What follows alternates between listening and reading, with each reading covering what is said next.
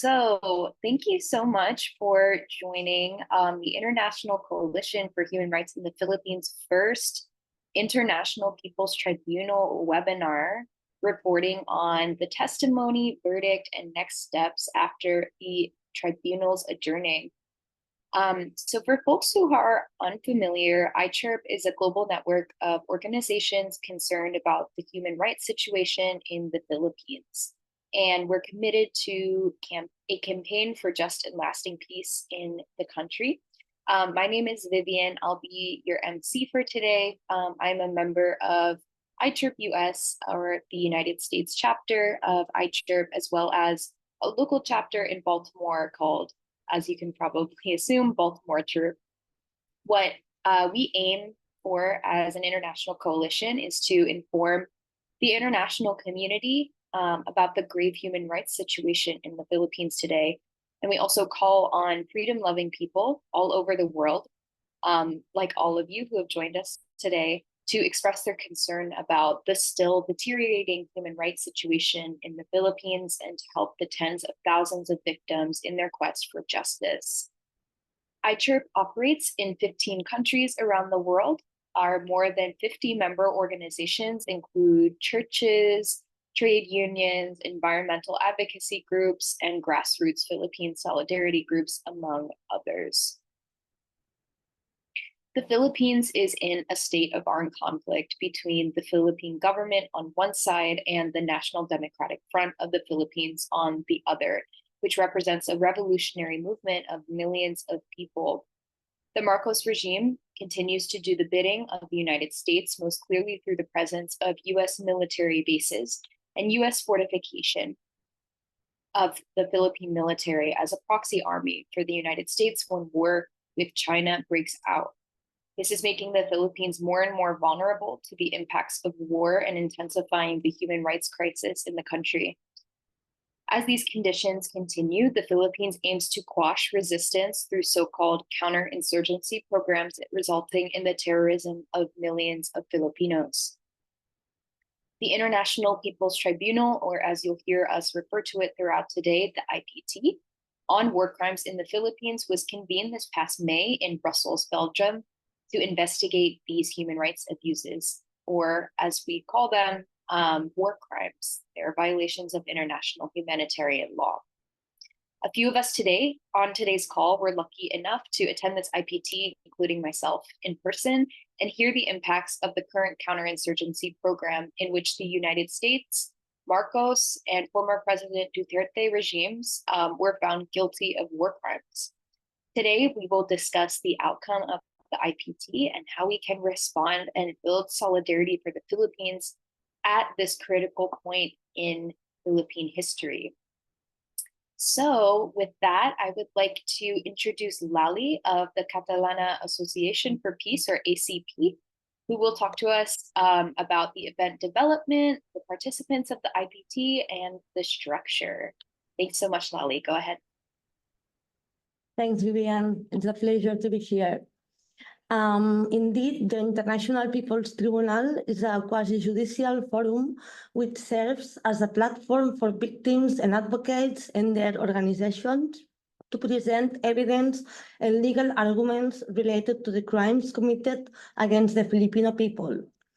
Unlike traditional courts or existing international accountability mechanisms, a People's Tribunal operates independently from governments and intergovernmental institutions alike. It's not the first time that this kind of forums takes place. Actually, it was previously convened in 2005, 2015, and 2018. But the International People's Tribunal 2024, which took place in Brussels in 17-18 May, was focused on investigating and addressing alleged war crimes and violations of international humanitarian law committed by the US Duterte regime from 2016 to 2022, and the current US Marcos regime from 2022 up to the present, under their respective counterinsurgency operations patterned after the US National Security Strategy and the US Counterinsurgency Guide. The period in question is marked by countless cases of political killings, enforced disappearances, torture, and widespread and systematic suppression of dissent with the full support and backing of the US government. We will now shortly speak about the development of this tribunal session. The convening organizations of this tribunal edition were the International Association of Democratic Lawyers and the Friends of the Filipino People in Struggle. Let's present them. On one side, the International Association of Democratic Lawyers is an NGO committed to the principle of equality among peoples, the rights of all peoples to self-determination, the elimination of imperialism and colonialism, and the peaceful settlement of international disputes.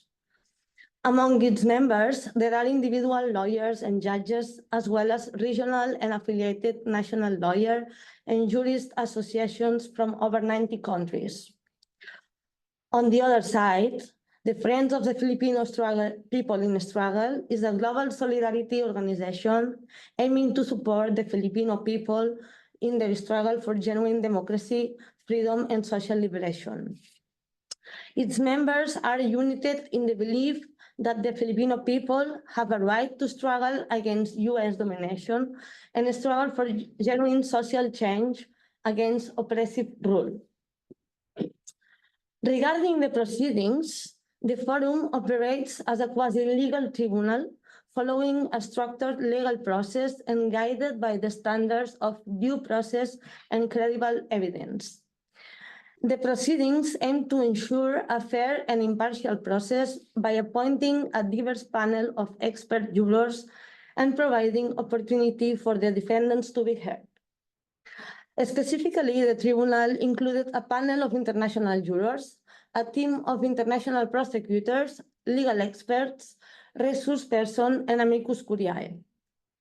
All of them were individuals with recognized expertise in human rights, international humanitarian law, and other relevant fields.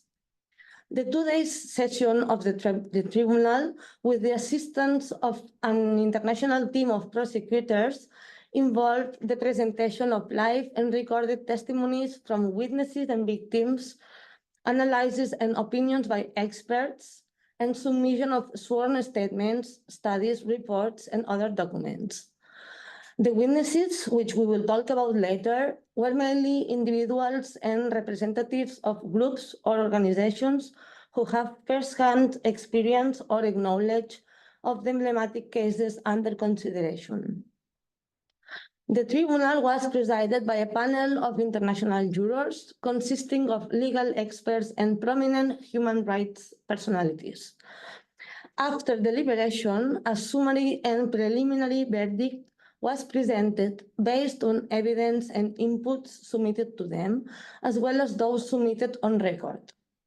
Finally, a full and elaborated verdict was issued, charging defendants President Ferdinand Marcos, former President Rodrigo Duterte, and US President Joe Biden with violations of international humanitarian law or war crimes against the Filipino people.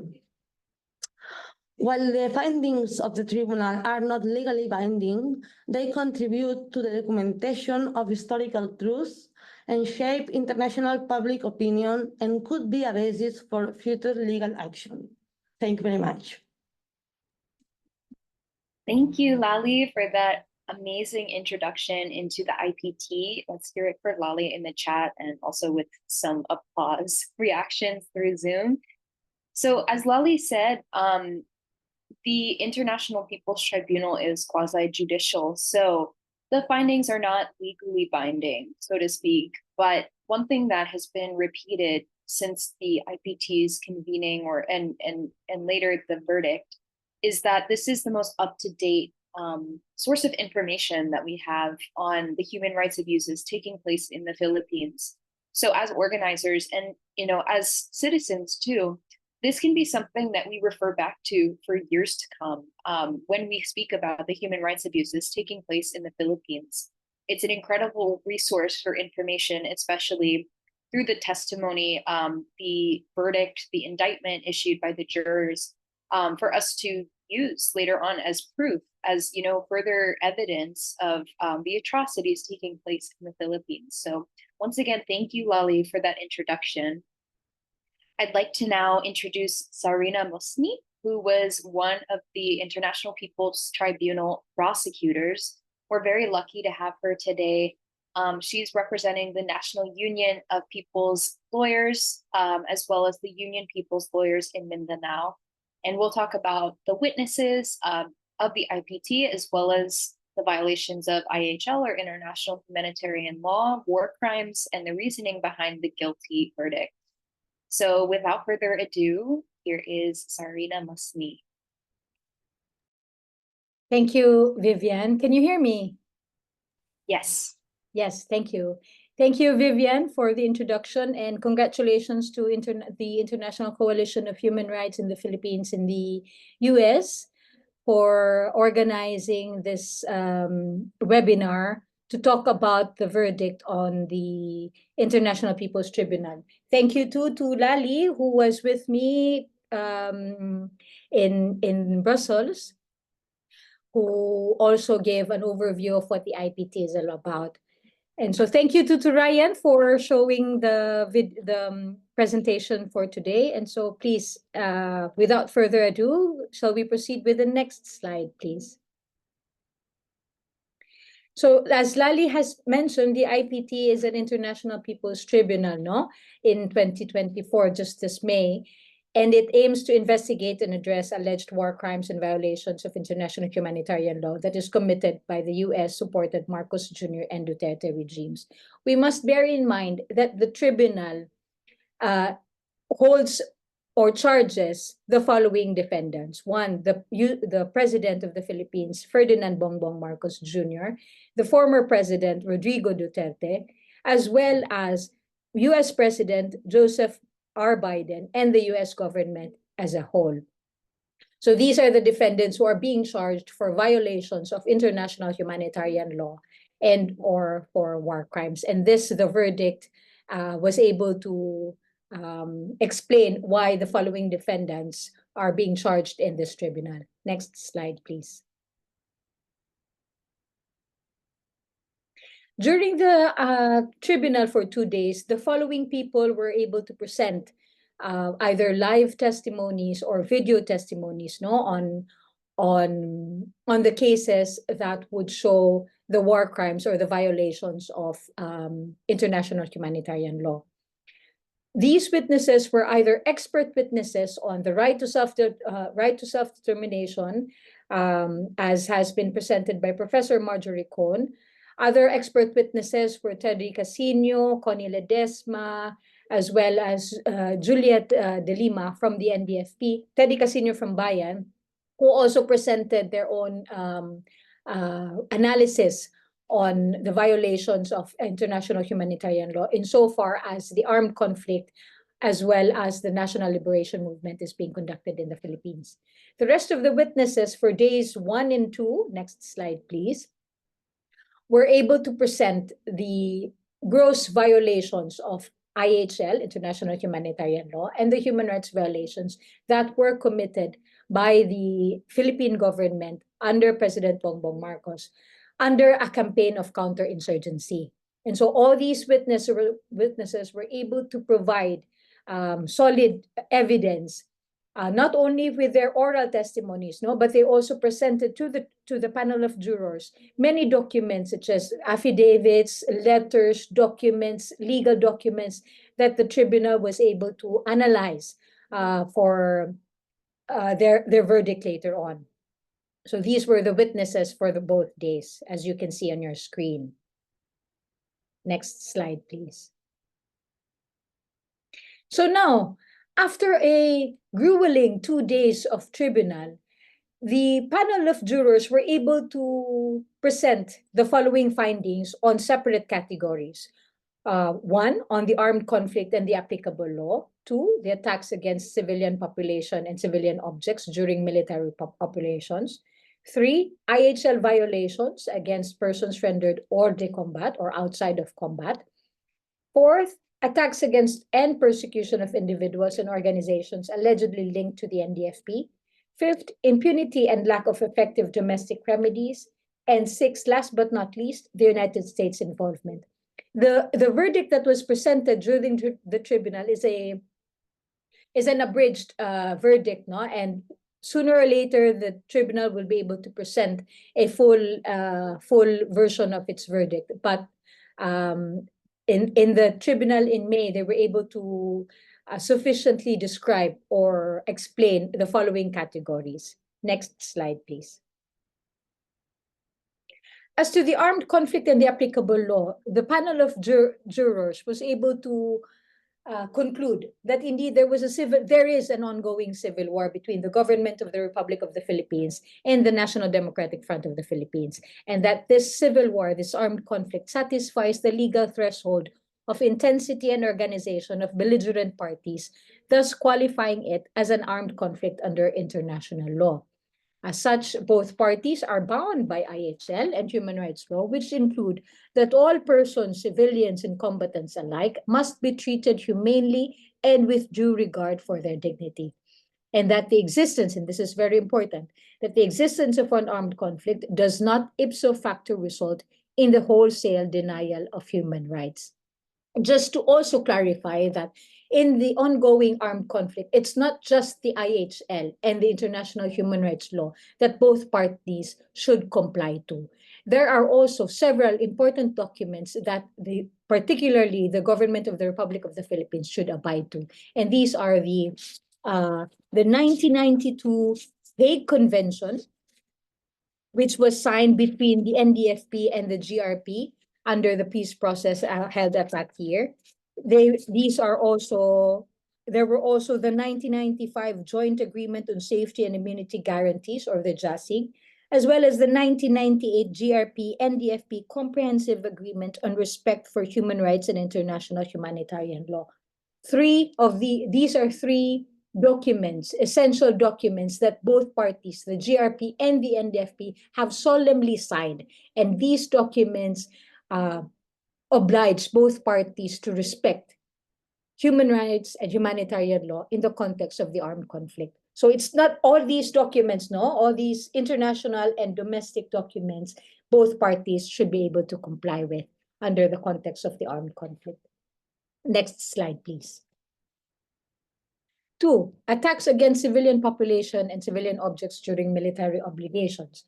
Evidence presented during the IPT substantiated that under the Marcos and Duterte regime, the AFP and PNP engaged in massacre of civilians, including entire families and their children, members of rural indigenous communities, and land rights defenders and activists. This was clearly manifested in the case of the Tumandok massacre in Negros, as well as the Fausto family in Negros as well. Attempted cover-up of killings of civilians by red tagging those slain as NPA combatants. This is very much clearly explained in the case of the new Bataan 5 case, no, wherein the volunteers of the Save Our Schools Network, one of whom was Chad Boog, was killed in an alleged encounter, as the PNP would say it. Indiscriminate attacks through airstrikes and shelling in areas with civilian infrastructure, households and schools, and hamleting of civilian communities and de facto military control, as have been clearly seen in, Tumandok massacre in Panay Island. Sorry, thank you for that. Indiscriminate attacks through airstrikes and shelling, as have been happened in Kalinga province in the north. No, so with these actions of the security forces, these are very much attacks against civilian populations during military operations under the guise of a counterinsurgency campaign. Next slide, please.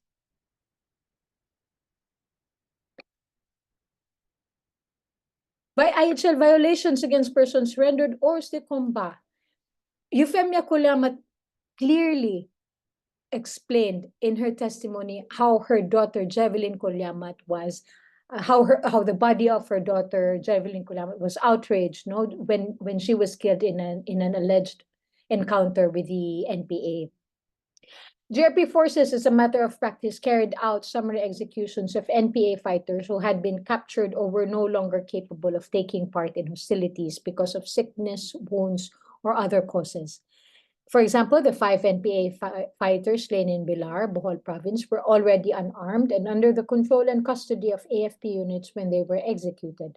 And that evidence also established that AFP's routine desecration of remains of slain NPA fighters, as they did in the case of Jevelyn Kulyamat, whose body was displayed and photographed as a trophy by government troops. I think Euphemia Kulyamat was not amiss in her testimony showing how the military desecrated the remains of her daughter when she was killed. IHL violations. No? Next slide, please. Attacks against and persecution of individuals and organizations allegedly linked to the NDFP. Trumped-up charges were filed against NDFP consultants, peace advocates, activists, human rights environmental defenders, and members of organizations red-tagged as fronts of the CPP, NPA, and NDFP. These allegations have resulted in the murder, serious injury, and disappearance of activists.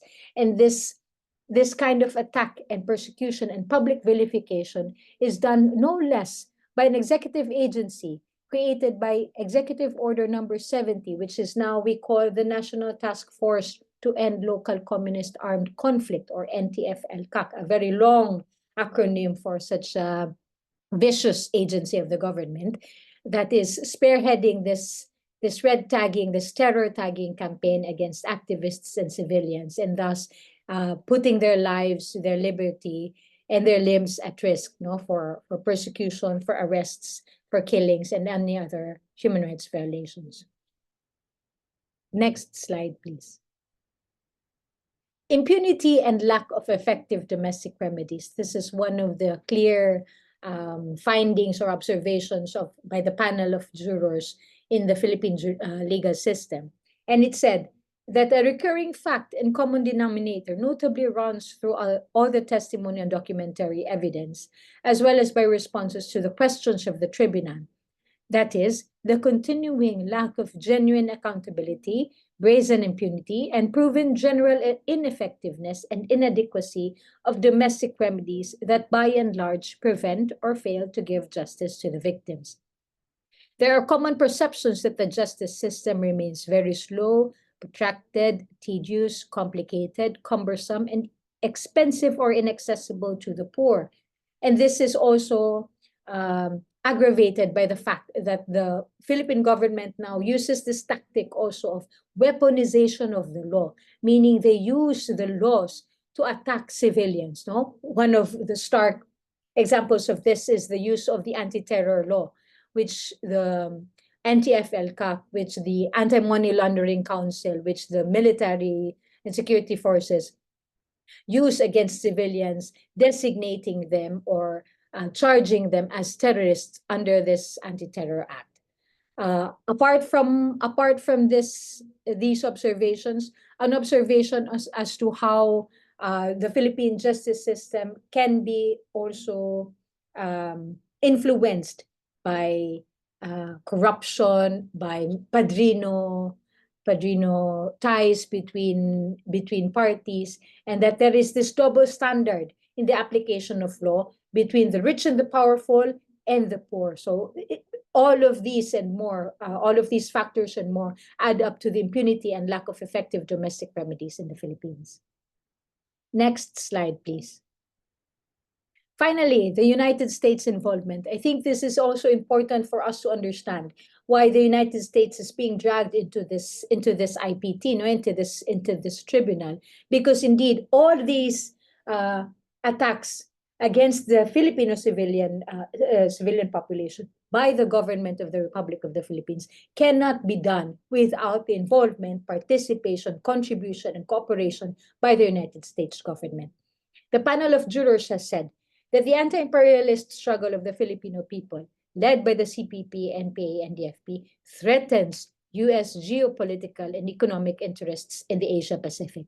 Maintaining a U.S.-controlled regime in the Philippines and suppressing efforts by the Filipino people to assert their right of self-determination is essential for the United States to preserve its dominance and counter any threat in the region. In the GRP's counterinsurgency strategy is also adopted from the U.S. counterinsurgency model that takes a militaristic approach. The U.S. government is responsible for directing, training, and arming their GRP in its counterinsurgency operations and for providing the latter with diplomatic cover when it faced global condemnation. It can be concluded, therefore, that the U.S. government played an indispensable role in these atrocities, making it complicit in the IHL and HRVs committed against the Filipino people. It cannot be denied that with the United States cooperation and support given to the GRP could not be able to do all these attacks, all these vicious attacks against the people. It is also important for us to understand that in the findings of the juror, it said that the evidence established that the U.S. government placed enormous resources at the GRP's disposal, making the Philippines the largest recipient of U.S. military aid in the Asia Pacific, with $1.14 billion worth of equipment and training since 2015, more than $1 billion in weapon sales, and another $128 million set aside to build military facilities. Thus, with all this influx of resources, all these weapons and trainings and tactics, it cannot be denied that the United States government is complicit and indeed an accomplice in the violations of IHL, the human rights law, against the Filipino people. Next slide, please. And so, the panel had said that the prosecution was able to establish through ample and credible evidence that as part of the counterinsurgency campaign undertaken in the context of the armed conflict, the defendants, Rodrigo Duterte, Ferdinand Marcos Jr., and Joe Biden, and the governments of the Republic of the Philippines and the government of the United States of America, are engaged in acts that constitute serious violations of treaty and customary international law applicable in armed conflict. And thus, in view of the foregoing, it said, and factual legal findings, the tribunal unanimously finds the defendants guilty of all charges of all war crimes and violations of IHL as alleged in the indictment. So it was a victory, a triumph for all the Filipino people when the tribunal, when the panel of jurors found the defendants guilty for the charges of violations of international humanitarian law and human rights law as alleged in the indictment. Final slide, please. So then, with all this, the tribunal, the tribunal in its limited 2 days, it has been able to show that the struggle of the Filipino people against US imperialism and local feudalism and bureaucrat capitalism is just. Not just just, but it also is a right under international law. It is the right of the people to resist colonial domination and repressive regimes recognized even by the United Nations. The IPT further establishes the legal basis and makes the case to designate the atrocities committed by the US puppet regimes as war crimes, because it is in the context of the just war waged against foreign domination and a repressive regime. So now we should hold the defendants accountable and take action, and we must hold hand in hands together to do whatever we can to stop all military aid to the Philippines and condemn the US-backed Marcos regime in the Philippines. Thank you very much. Thank you so much, Zarina. That was really incredible. And I personally feel very privileged to hear you speak as, an actual prosecutor of the IPT on its proceedings. So thank you once again for making time today to present this webinar. My pleasure, Villian. Thank you too. Of course. Yeah. In the meantime, too, I want to remind folks that they are welcome to leave questions in the chat. We will have a Q&A portion at the end of today's webinar, but in order to save questions, feel free to jot them down in the chat too, if you will get to them. Yeah, so one thing that I want to stress, per Zarina's presentation is the justness of, people's attempts at self-determination. And that is something that is actually a legal right and recognized as such internationally. Prior to the IPT, I personally, did not have that understanding, but I found it very,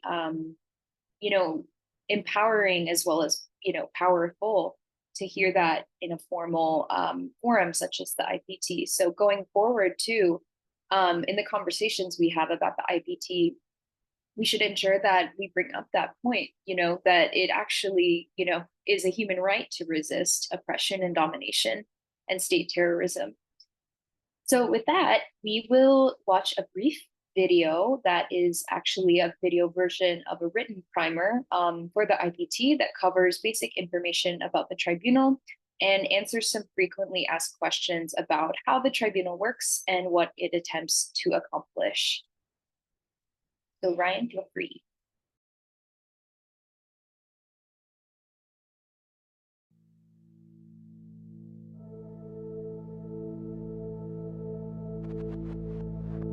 Ang kasalanan ko lang yung mga extrajudicial killing. The crime and drug-infested shanties of the Philippine archipelago have been turned into a drug war zone in the 5 bloody years of Rodrigo Duterte's presidency. It's not a dog, my son. It's not a dog or a pig to kill like them. We are appalled by the apparently arbitrary killing of 9 activists, the simultaneous police-military operations surrounding the Metro Manila area in the Philippines in the early hours of Sunday morning. Why wouldn't you want all of that money back in the hands of the Filipino people? the narrative. May I just ask you why that's funny?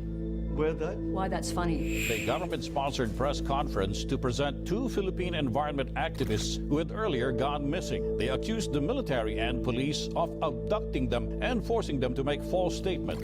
Ang totoo po dinukot kami ng mga militar.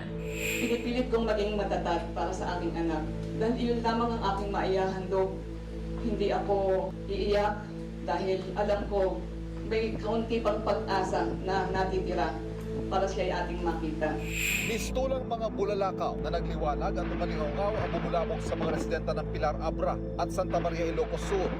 CCTV footage has been released showing the shooting of peace consultant Randy Malayao and the gunman who killed him.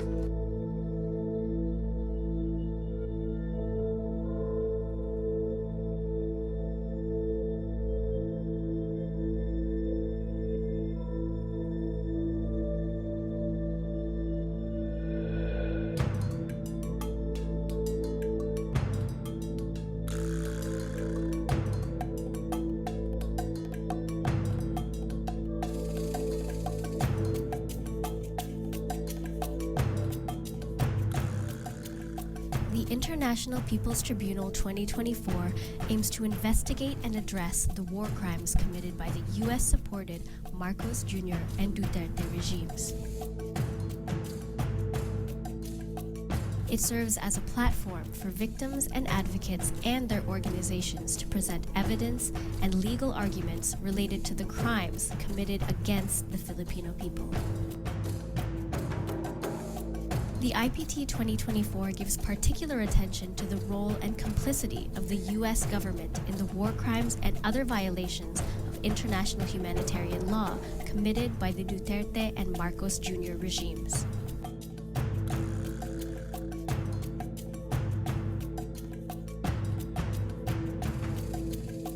The Tribunal will examine cases of IHL violations in the context of the U.S.-supported Marcos Jr. and Duterte regime's so-called counterinsurgency operations.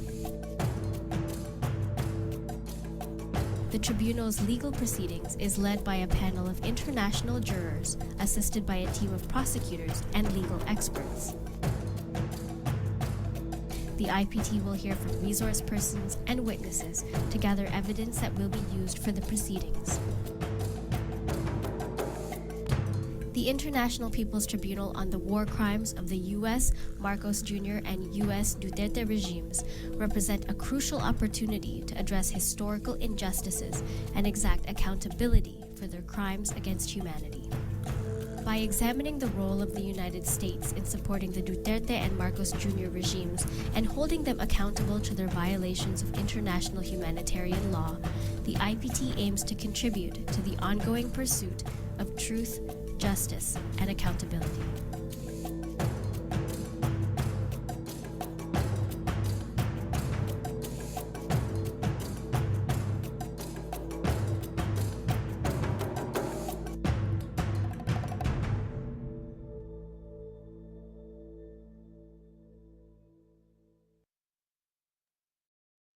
So I hope that video was as energizing for you as it was for me. It definitely put me back in the mindset, of the IPT and reminded me of how that, incredible event felt.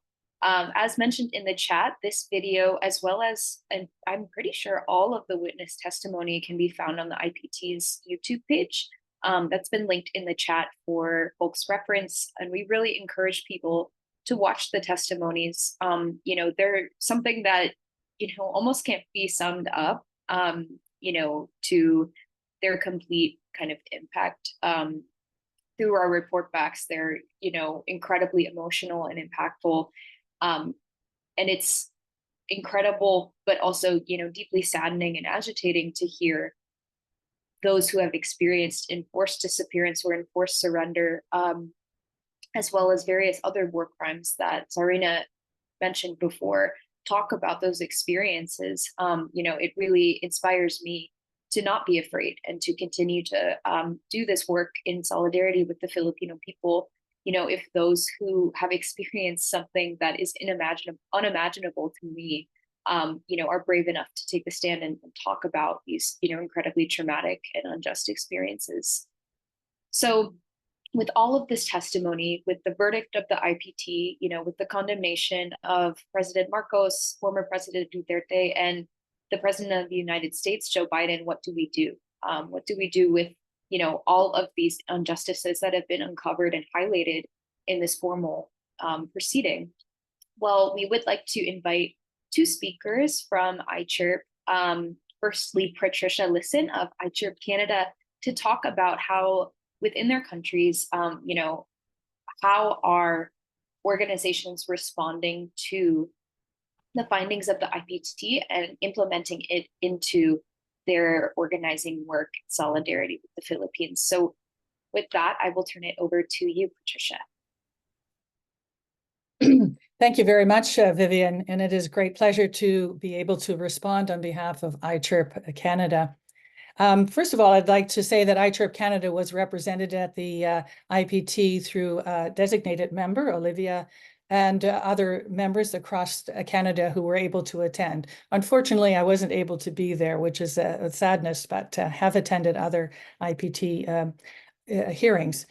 And Canada, I wanted to be very clear that iChirp Canada fervently supports the IPT verdict and has delivered the tribunal judgment to the Philippine Embassy in Ottawa, Canada. And it is also actively supports the International Interfaith Network's response to the IPT verdict by issuing the sign-on letter calling for stop the killings and addressing the underlying causes of armed conflict. As well as many regions across Canada had spoke by being out on the streets, lifting up the verdict and bringing it to people's attention, as well as our OCHIRP in Ottawa region has fostered a campaign of No Cash for Coin, which addresses these issues that are before us and that the commission or the tribunal has clearly identified. I would like to just go back, and Serena did such a wonderful job of pulling together two aspects that I want to refer to that has sparked action from iChirp Canada through our government advocacy committee. And the quote, and I'll just quote quickly from that point because it's really important to connect this connection to the work that we were doing in an action that the Canadian government is taking. As parties to an armed conflict, the GRP and the NDFP are bound by international humanitarian law, human rights law, contained in treaties and customary laws. Wanted to say that that is really important, and the fact that the inadequacy of domestic remedies available for the Philippine people to bring before the government and the legal courts the human rights abuses is very disturbing, particularly in Canada, as Canada in its Indo-Pacific strategy has signed a memorandum of agreement with the Philippines. In that memorandum of agreement, it is committed through the Canadian government, through the National Defense Parliamentary Committee, to negotiate a legally binding defense cooperation with the Philippines, which means that we put boots on the ground, supports the Philippine military. For us, this is a particular violation of human rights. Canada has signed on to both the international humanitarian law and the human rights law and the Rome Convention. And so ITRIP Canada, through its Canadian Advocacy Committee, has raised this concern to the government over the last year and a half, one through the ASEAN program of money laundering, which Canada supports through Global Affairs Canada. And we know that that money used in the Philippines is for closing down bank accounts of NGOs and our partners who are fighting for human rights. And it's also being used to provide military equipment, sale of military equipment within the Philippines. And so our document, the latest document we put before the government, individual members of parliament, when we were able to meet with them and were accompanied by our partners face-to-face in Ottawa, brought to the idea that signing this memorandum of agreement really puts Canada in partnership with the Philippine government in committing these human rights violations. And this concern was picked up when we met with the chair of the National Defense Committee, who did agree with us on that, and two members of this committee also agreed with our findings and with our concerns, and were able to at least, we weren't successful, but at least was put before the committee's concern when they were doing a review of national defense. What will come from that, we're waiting to see. Maybe nothing, but at least we feel that we've put our foot in the door in the sense of highlighting our concerns and the fact that this memorandum of agreement ties Canada very clearly and carefully and legally with the actions of the Philippine government and military, which, as Serena and the tribunal has so carefully identified and provided evidence that is a cause of international humanitarian law and human rights law. And so as we move forward, we continue to bring these concerns before the government through our advocacy committee and actions across Canada. And so as we continue this journey, one other thing, sorry, I was going to raise, was that through our ongoing work through our advocacy committee with the Canadian members of parliament, we have been able to raise the concern on the Canada-China Commission, where a member of parliament, Heather McPherson, actually raised the questions of human rights before the Philippine ambassador during those commissions. And I might say that Madame McPherson carried the conversation admirably, and the ambassador her answers were clearly not the answers that we would have, that we know that are the truth. And so ITRIP Canada would like to thank the organizers of the IPT. All of the behind the scenes organizations have some sense of what goes on behind the scenes. Thank you. And for the jurors and the willingness of our witnesses to come forward and put their lives at risk to give us these statements and information, and the information that we need to carry this fight forward. And so Canada, ITERP Canada, stands in solidarity with our partners in the Philippines to seek a justing and last peace. And it's only in solidarity, international solidarity, that we will be able to address these issues together. Long live international solidarity. Thank you. Thank you, Patricia. Yes, long live international solidarity. I'm so energized, today, just recalling everything that we were able to experience through the IPT. So I want to actually call on a close colleague of mine, Preston, of both ICHIRP US as well as TERPCHIRP, or the Committee for Human Rights in the Philippines at the University of Maryland, to talk about how ICHIRP US has particularized and implemented the findings of the IPT into its solidarity work with the Philippines. Preston, go ahead. Yeah, hello everybody. The importance of the IPT to ICHIRP US cannot be overstated. Many people from all over the country attended the IPT, and they were able to do report backs in their own areas. Report backs occurred in Seattle, Portland, San Francisco, and in DC, which is US capital, and throughout Maryland on 2 different coasts, because most of the cities were on the West Coast and then Maryland and DC is on the East. These highlighted the findings and testimonies and communicated them all well to those who were not able to attend the IPT in person. Additionally, protests occurred in DC, Portland, and at the University of Maryland, which for context is close to DC itself, to express outrage over the war crimes of Marcos Duterte and Biden. Specifically in DC, we held our action in front of Biden's home, the White House. I myself helped organize that action and the University of Maryland action. One on campus was done with a small number of agitated people who continued on speaking and leafleting in the face of being greatly outnumbered and campus repression calling us out and attempting to kick us out at our final graduation ceremony of the spring semester. As ICHIRP US, we are present in the nation puppeting the Philippines, and it was imperative that we had an agitating response and intend to continue to prop the findings and not allow it to fade from memory. In the US, we are right next to those funding and complicit in Marcos's crimes, and we intend to stand up by opposing the Philippines Enhanced Resiliency Act, or the PARA Act. The PARA Act is a bill being put into our Congress to grant $500 million per year of additional military funding to the Philippines. The PARA bill is part of an action. The PARA bill is part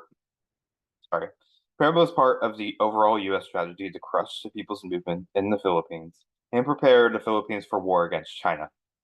As people in the United States, we firmly oppose U.S. warmongering in the Asia Pacific, and we will use the tribunal findings in our campaign to reject the PARA Act and pass the Philippine Human Rights Act through Congress instead. A bill which terminates military assistance to the Philippines until the Philippines stops abusing its own people. As ICHIRP US, we uphold the Filipino people's right to self-determination and the right to resist against occupation granted under international law. Biden was found guilty since the Philippines is a puppet state of the US under occupation. In each of our campaigns, we will highlight these facts and further grow our movement. Further, the US is guilty of war crimes across the globe, and we will be able to link ourselves with other movements in solidarity against international law violations and gain plenty of new allies. At the University of Maryland, where I organize at, we recently had our own experience of red tagging as well. We had a poster talking about the Stop the Bombings campaign and supporting divesting the university from military contractors, but we got red tagged in response to that, in part since it focused largely on the Builder 5. We chose not to shy away from that, but call it out in a social media post and not stop our actions, but intensify them. Brandon Lee was someone who was red tagged, and we can learn from the case of Brandon Lee. a Chinese-American environmental activist who himself testified to the tribunal about his own experience being harassed, threatened, and shot by Philippines state officials and being left largely paralyzed in all four limbs. Brandon Lee is currently on the Fight Like Brandon speaking tour and will visit the Washington, D.C. area in September. In the U.S., we would not be cowed at attempts to put down our activism, but we'll take Brandon's example, who says, "I can no longer walk, but I still have my voice." The International People's Tribunal is not an event that will be forgotten. As a result of our prop, the people will always have it in mind, and we should as well. ICHRP US will not rest until these war criminals are held accountable by the people and the US ends its complicity in war crimes. Thank you all. Thank you, Preston, for that incredibly agitating statement on how the ICHRP US organization is responding to the IPT's finding. As an actual alumna of the University of Maryland and, a former member of TERP myself, I'm so happy to see the decisive role of and young people in taking up solidarity with the Philippines. As young people, we have so much of our lives ahead of us, right? But to me, it's incredibly important for us to use our youth and use our energy, to create the future that we want, a world in which environmental defenders, human rights advocates, people fighting for their freedom are not persecuted, disappeared, or murdered by an oppressive state. So I really call on the young people, as well as, of course, everyone else, but particularly my peers, to take up this fight and use our youth and use this, time of incredible energy and decisiveness to really do something with our time meaningfully and contribute to this international movement. With that, I am happy to open up our question and answer portion. So folks in our audience, please raise your hand, send a question into the chat, and ask any of our speakers, including Lali, Zarina, Patricia, and Preston, any questions you have about the International People's Tribunal, or about how their organizations are taking up this verdict and implementing it into their work. So I will pause and wait for folks to send something into the chat. Yes, thank you for joining, Rachel.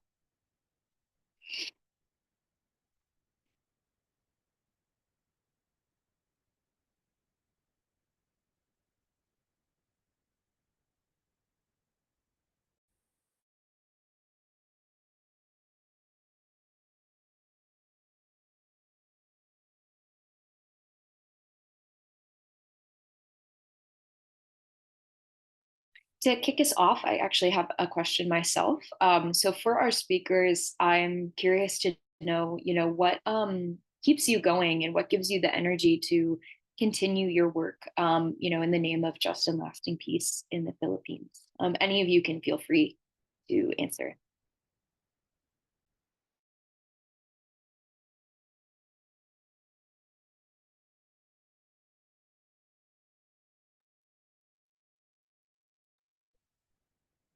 Sorry, Vivian, what was the question? Sure. It was, what gives you energy to continue your work, in pursuit of just and lasting peace in the Philippines? Okay. Of course, the other speakers could join in, but if I can have the floor, I would have to say that if you have seen the realities on the ground, you cannot unsee. You cannot unsee it. How the people have experienced these violations and how just their struggles are. You cannot turn a blind eye to it any longer. You cannot unhear the stories that they told you. You cannot just, if you're morally upright, that we strive to be, you cannot just turn a deaf ear to these struggles that the Filipino people have. As a lawyer, it's quite different because we were in the legal system during our studies for becoming a lawyer. one of the major objectives of becoming a lawyer is that you use this as your bread and butter. No, this is your profession. This is where you would feed your families or feed your careers or something like that. It was never about the defense and promotion of human rights. In fact, in the curriculum of the law school that I've attended, the study on human rights law is only a unit or so, 1 unit or two, in just one semester, and it defies, no, it contradicts the very purpose of why we are lawyers in the first place. Because if we remember why lawyers were created as a profession, it was to maintain justice and equality for all the peoples in the world and even in the society. And so I think, going back to your question, Vivian, I think what keeps us, what keeps me, what keeps our organization in this fight for struggle for just and lasting peace in the Philippines is that we work closely with the people, and we also remember every day why we are lawyers in the first place and why lawyers are being needed for a just and humane society, not just in the Philippines, but all around the world. Because indeed, we've got only one life to live, no? And if we have got one life to live, we should live it to the best that we can. It's not just for fame, for money, for fortune. No, we should be able to live it as fulfilling as we could. So I think for me, it's what keeps me burning, no, with fellow human rights defenders, with being in the communities, with being in the struggle every day, that keeps the fire alive. Thank you. I love that. Thank you so much. Yeah, dedicating one's life to serving the people, as one's mission. Any of the other speakers have anything they'd like to share? This is Patricia. I just ditto everything that Serena said, and add where I find energy and hope is the commitment of people engaged in this struggle. And as Serena, when you're in the Philippines and experiencing this, and when you hear the testimonies before the IPT, and as I said, I wasn't at this one, but I've been at others, and it's just amazing that the energy, the willingness to share the injustice that they're experiencing in the hope that it will change and that life will be made better. And so the energy comes from this wonderful community that is formed. And I use that word strongly, not as in kind of a Disney approach, but it's that strong community that works together, that feeds each other and cares for each other, that provides the energy to move forward. And that's where the hope, because somebody cares and is willing to take action, hope is born, and we continue on with that. And so for me, that's where the energy comes from, and my commitment to care for others in the world community, as well as in my local community.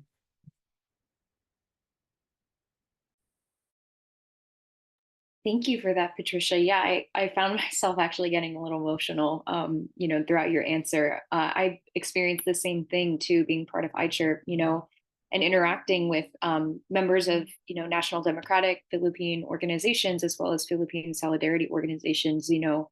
Our movement is one of deep love for one another and the people in general, regardless of, where they come from, what they've experienced. And I don't think I've found that same dynamic or deep love and respect for other people in any other kind of line of work that I've been involved in. So that very much resonates with me. And, I hope that also spurs folks in the audience who may not be part of an organization to take up this task of standing in solidarity with Filipinos. I want to move on. I saw that there was a question on what kind of media coverage did the International People's Tribunal verdict have? Any of our speakers, if you're familiar, feel free to answer.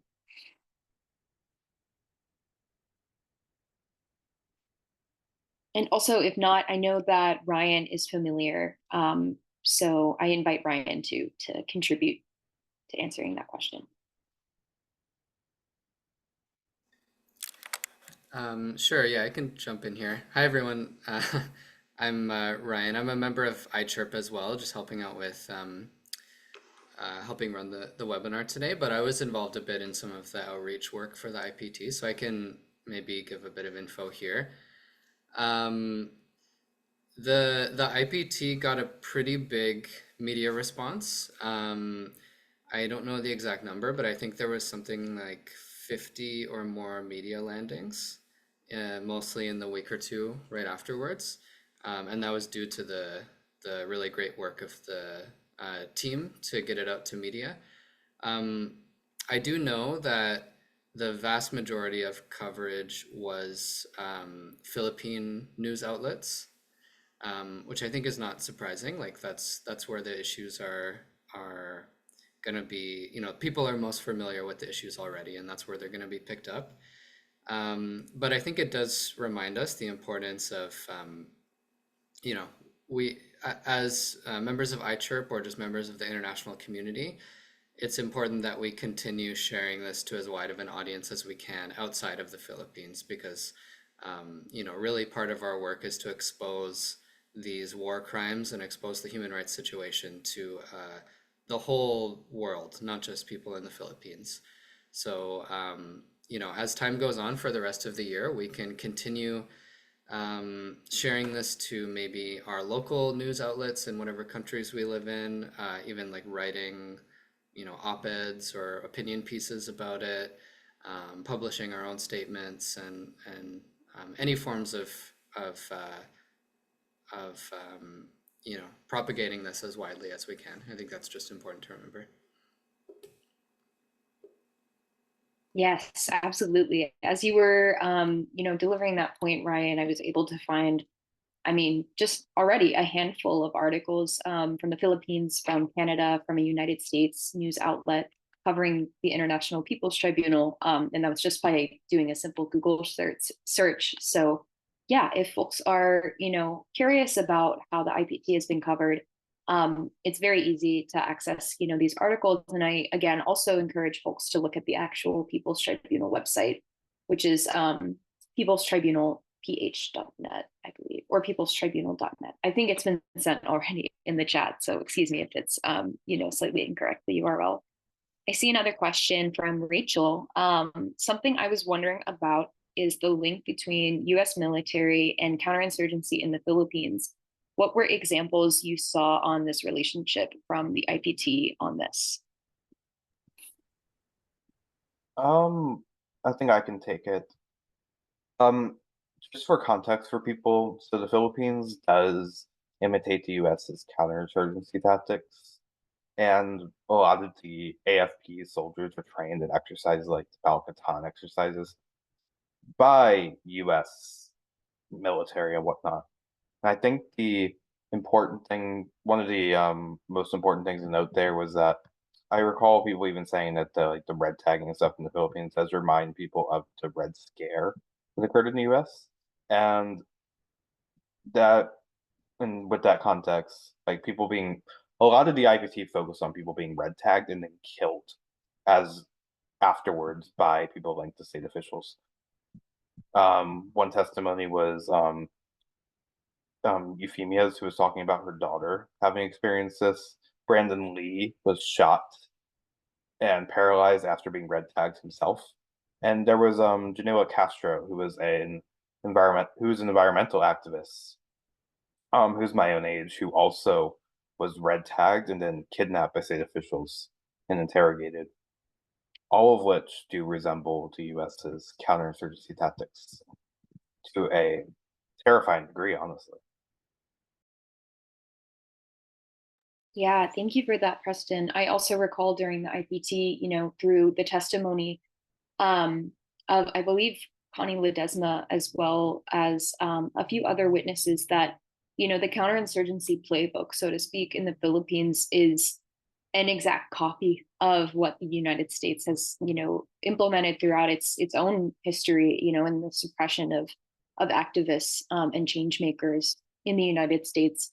You know, it's also within the United States' interests too to suppress, you know, people's movements, seeing as the Philippines, you know, is now being treated as a military outpost, essentially, you know, for the United States, as it continues to raise tensions between itself and China, you know, towards an armed conflict within the next decade, or maybe even sooner. We we will probably see the Philippines, forced into armed conflict that the people, actually do not subscribe to, do not approve of. It is not, necessarily a war of, the people's kind of declaration. It's something that the government of the Republic of the Philippines has allowed the United States to use the Philippines as essentially a battleground for between the United States and China.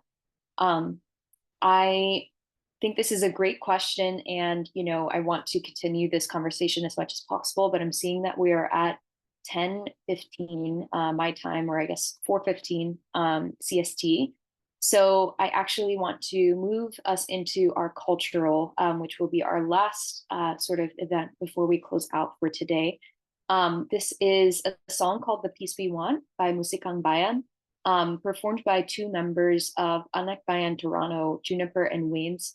Anak Bayan is a national democratic youth organization, based in the Philippines, but has international chapters, including one actually in College Park at the University of Maryland, for Preston's kind of advocacy work there. So with that, I will let us listen.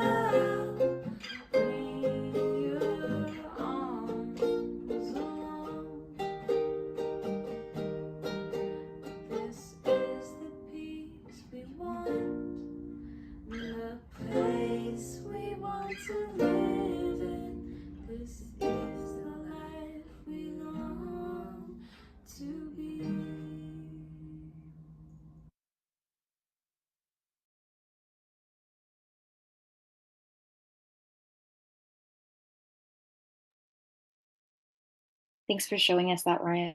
I really love that song, and there's so many others, that were actually performed at the closing of the International People's Tribunal too, that really tugged at my heartstrings, and I believe also, touched those others as well who attended and who know those songs but may not have been able to attend the International People's Tribunal. So we have actually reached the end of our webinar. Thank you to everyone who attended today. As Preston noted, this International People's Tribunal will not be forgotten. It's concerned people like those of us who joined today, and organizations who must ensure that we spread the verdict and the results of the tribunal as widely as possible and build up solidarity support for the Philippines on an international level, right? The conditions in the Philippines cannot be ignored. by the international community. It would be a grave miss and a grave ignorance of human rights as a whole. Should we, turn a blind eye to the crisis that is taking place that leads to the jailing, the murder, the disappearance of people fighting for something as simple as the right to their own ancestral land? There is an ever increasing military buildup around the Philippines that empowers the ongoing fascist attacks, international humanitarian law violations in the Philippines. Since the beginning of his presidential term, Marcos Jr. has struck updated military agreements with the United States and penned memorandums of understanding with Canada and the United Kingdom, and is currently in talks to form a visiting forces agreement like doctrine with France, Japan, and now New Zealand. So the support of governments across the globe of Marcos Jr. requires us all to take up this call to form a strong solidarity network with the Philippines. We have a duty as, citizens of all of these countries that have been mentioned, but also those unmentioned, to recognize the link between what our governments are doing, how they're contributing to the oppression of Filipino people, and essentially reject that, to say, as a French citizen, as a Spanish citizen, as a Japanese citizen, and as an American like myself, we do not approve of our governments, essentially sitting down and having meetings with the fascists like Marcos and contributing to the bloodshed of innocent people in the Philippines. As iChirp, we encourage people to launch and persevere in campaigns against the increasing military support internationally of the Marcos regime. And we also urge people to get in touch to join iChirp and support a just peace in the Philippines. iChirp is essentially an organization that has a unity of supporting a just and lasting peace in the Philippines. Really something that is so simple, something that we should all pursue, that we should all, advocate for, as it's, as clear as day, which sides are the just ones in the Philippines. So in the immediate, we actually have an ask for the folks on this call and also organizations to sign on to a letter for just peace in the Philippines, which I will send into the chat now. It is essentially something that you can use to raise your voice, and contribute, in addition to, of course, joining, the International Coalition for Human Rights in the Philippines formally. We also, if you are interested in joining iChirp, please send us an email at secretariat@ichirp.net and connect with us on all of these social media platforms that I have listed on the screen in front of all of us. Thank you all for spending your morning or your afternoon, if you're in Europe, with us, and dedicating your time, this past hour and a half or so to learning about the human rights crisis in the Philippines. And we hope that, like the rest of us who have facilitated and put together this call, that you take up the findings of the International People's Tribunal and think about them and, raise them in your day-to-day and make them something that, continue to live on, both in our conversations that we have with our loved ones, with people who are also agitated by human rights violations and war crimes, and towards the building of a strong, an irrepressible solidarity movement in the name of the Filipino people. So with that, I say mabuhay kayo to all of the disappeared, all of the murdered activists, citizens, environmental defenders, teachers, human rights advocates who have been lost to the Philippine state's counterinsurgency program. And I also say, long live international solidarity. And thank you once again for joining us today.